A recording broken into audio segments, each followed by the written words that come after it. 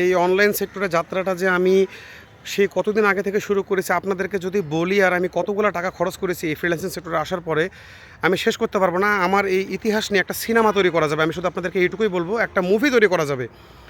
বাংলাদেশের আমি কোনো নাম বলবো না, জাস্ট আমি এটাই বলছি, মন থেকে বলছি, অন্তর থেকে বলছি, আমি বাংলাদেশে অনেকগুলো প্রতিষ্ঠানে কোর্স করেছি।